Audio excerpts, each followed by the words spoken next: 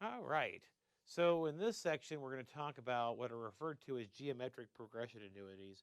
You'll remember back in Chapter 8, you talked about arithmetic increasing annuities and arithmetic decreasing annuities, where the payment either went up or down by the same amount each period.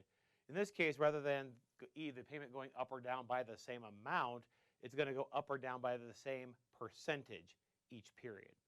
So just to make that a little bit more formal, in a geometric progression annuity, the payment amount for each period changes by a constant percentage of the previous period.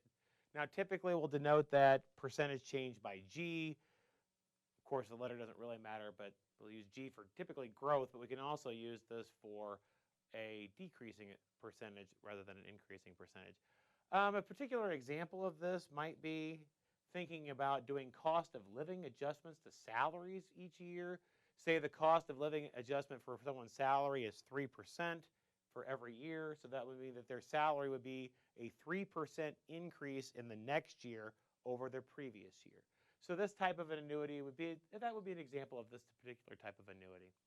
So let's go through the time diagram. I'm doing this in the due format, an annuity due format, because if you're going to do it as an annuity immediate or an annuity, either of those two things, you're just going to move it where you need to anyway.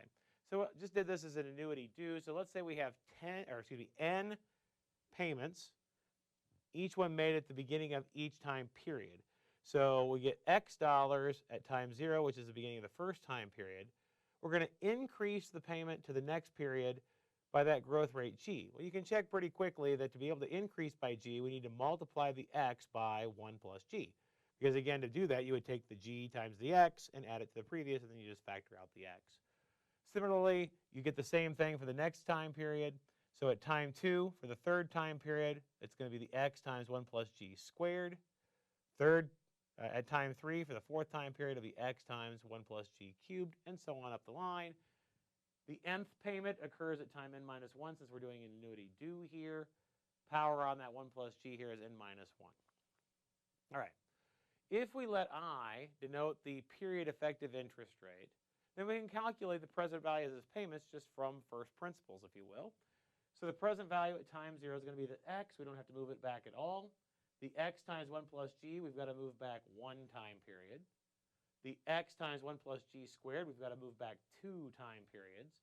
So on up the line. The very last one, the X times 1 plus G to the n minus 1, we've got to move back n minus 1 time periods. And of course, our V is our usual 1 over 1 plus I, our discount factor. So now, this looks like a pretty familiar concept that we talked about back in Chapter 6.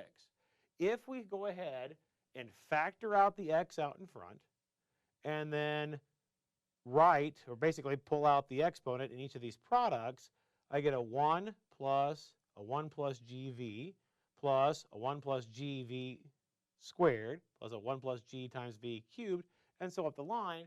This, inside the parentheses, is simply a geometric series, where that common ratio, that R value, is 1 plus G times V.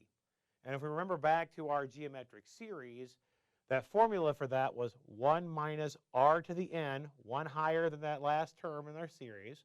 So 1 minus 1 plus G times V to the n over 1 minus, again, the R, the 1 plus G times V. And then, of course, we still have the X hanging out in front because that was that amount that we started with back at time 0.